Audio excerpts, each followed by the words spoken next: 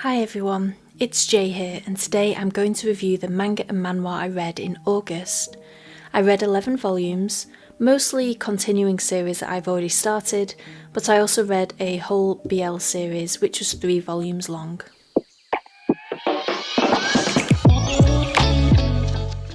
I started the month by reading Skip Beat.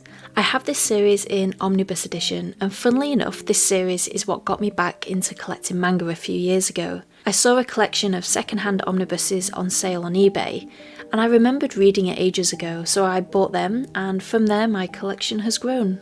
So I read the 7th, 8th and 9th omnibus, and I really enjoyed them.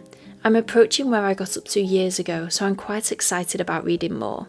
For those who don't know, Kyoko was best friends with Sho. He wanted to be a famous singer, and when he moved to the city, Kyoko followed him, helping him with everything she could.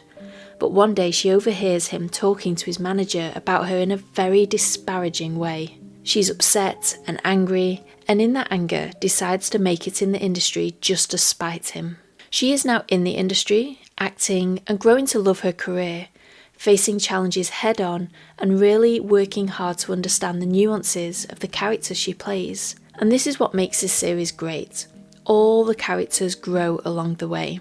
The story with Maria in this volume is so sweet and lovely, and it made me feel quite emotional. Another key character is Ren, who calls her out pretty early on because joining the industry to spite someone else is not a good reason to join, especially when there are people like Ren who love the craft.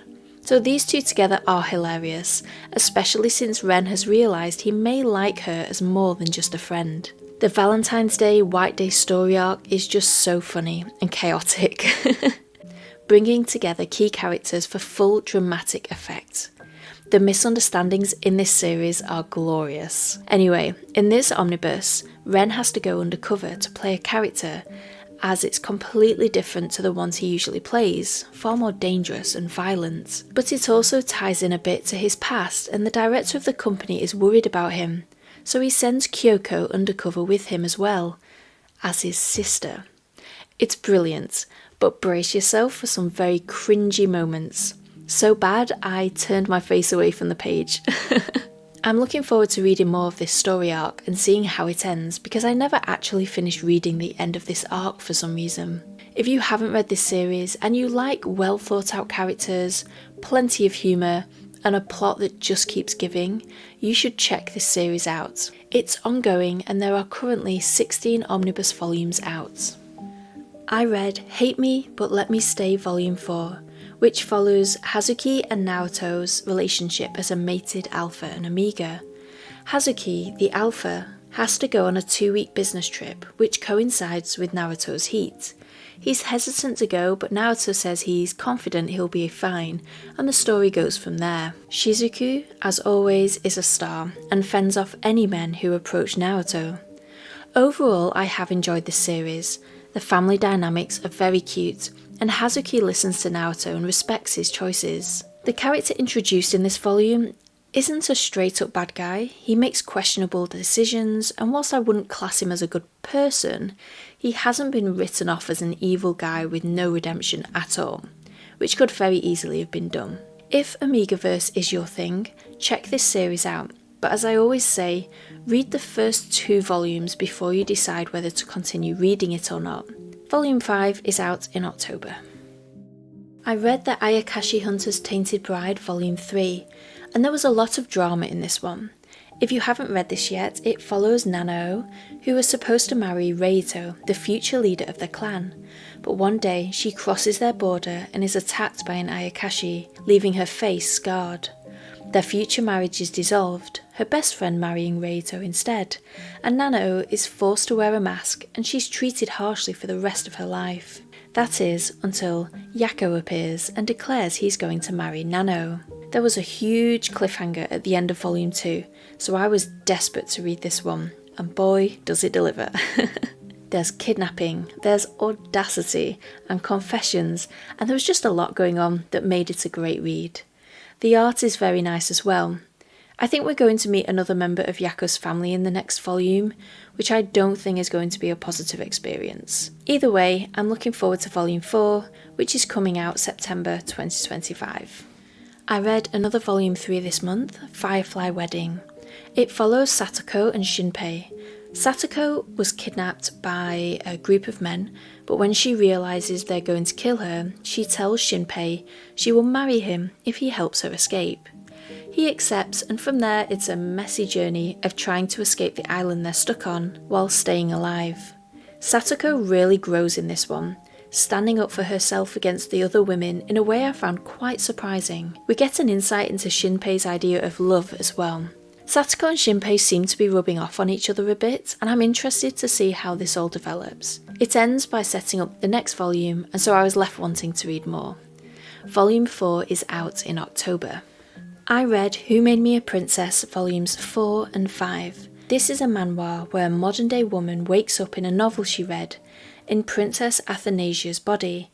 She knows how it all ends for Athi, dead because of her father, Claude. So she wants to avoid that at all costs. The series starts with Athi being a baby, but now she's older and has a few friendships with people around her. At this point in the story, Claude has lost his memories, and I rarely like this as a plot because it feels like the story stops until the memories are regained. It feels like an annoying hurdle, but in this case, it is written quite well. There's an underlying cause to the memory loss which I presume will become more relevant later on. But it's actually the relationship between Claude and Athi, that's her as a baby, that is highlighted quite prominently here, with Athi discovering things about her father she didn't know about before, and Claude seeing evidence of his care for his daughter without the emotional understanding behind it. It gives us as readers a bit more of an awareness of how much Claude's love for his daughter has changed since the beginning, when he hated her. The side characters bring humour to the story, and there's a fair bit of plotting going on, so I need to read the next volume before I forget what has happened. This series is complete at 9 volumes, and they've all been released. The New Recruit is a 3-volume BL office romance manhwa, and I read them all over 2 days. Sung-hyun followed his crush through university and graduate school, never quite being able to tell him about his crush. Because of that, he ends up leaving school single and unsure of what to do with his life. He becomes an intern at a marketing company, where his supervisor is a workaholic called Kim. Kim straight away sees him as a nuisance, because he just wants to get on with his job, and not have to, as he sees it, babysit a new guy who won't know how to do anything. But Sung-hyun quietly shows him that he can do things, he works well, and just wants to get on with everything, even when it's not his job to do. And that's the catalyst to Kim getting to know him, because some of the other workers are getting him to do work that isn't his to do in the first place, and in one case, setting him up to fail. Kim notices, and he's not impressed. That's one of the things I really liked about this series. So often with series like this, you can't tell whether the other guy likes him. Here you get Kim's point of view quite a lot, and it's reassuring because you know they're on the same page. It makes for a less uncomfortable read, in my opinion. There is a power imbalance, however, with Kim being his supervisor. If you don't like that, maybe give this one a miss. I didn't mind it too much, but I think that was again because you got both of their inner thoughts on the relationship, and so it didn't feel like there was an imbalance, even though there was. This is rated mature, so be warned, it really does earn that rating. So again, if you don't like that aspect of BL, I wouldn't recommend this series. Overall, I really enjoyed it. The art was nice, the plot was good, and at 3 volumes, it was the perfect length. Last, but certainly not least, I read Beware the Villainess Volume 4. This is about a college student who wakes up one day into the body of Melissa, a villainess in a romance novel. She decides she wants nothing to do with the messy plot, and instead resolves to live a relaxing life of luxury, until she realises just how trashy the male love interests are, and decides she must protect the innocent heroine from them all. One of them being her brother, who stalks the heroine, Yuri, under the pretense of wanting to protect her. Boy, does Melissa turn the tables on him. I love this volume, and there's a panel in here that gave me goosebumps when I read it. A lot happens with things getting more serious here, and there's quite a big revelation near the end. Despite it getting more serious though, there are still lots of funny moments, and I implore anyone who loves isekais, comedy, or villainess stories to give this series a go. It is just so funny. Volume 5 is out in October, and I will be hitting that order button as soon as possible. So those are the volumes I read in August 2025. I had another great reading month. Everything I read, I enjoyed. It was nice to sit down and read a short series in a few days.